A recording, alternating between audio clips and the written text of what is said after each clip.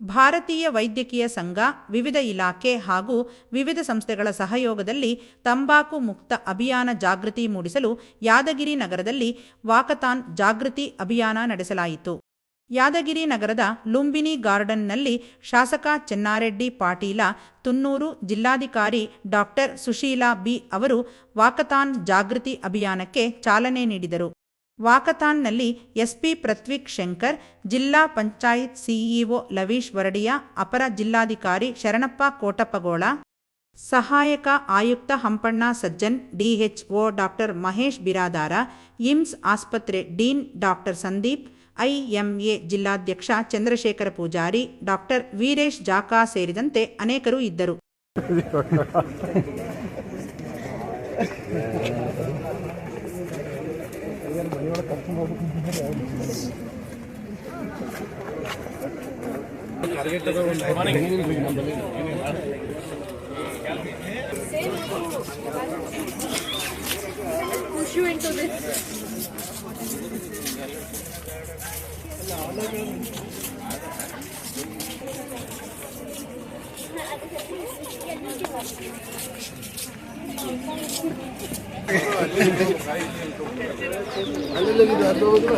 ನೀ ಎಲ್ಲಿದ್ದಲ್ಲಿ ನೋಡಿ, ಇಲ್ಲಿ ಬರೋಬರಿ ನಡಿ.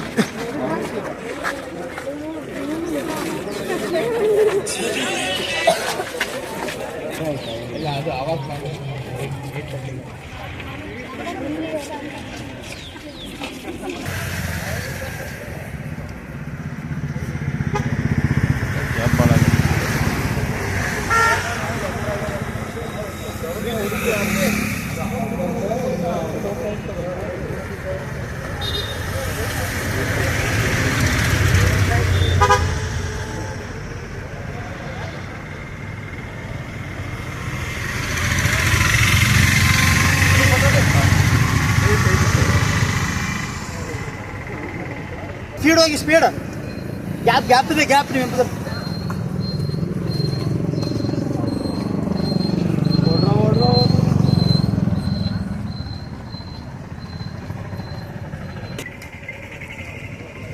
ಓಡ್ರ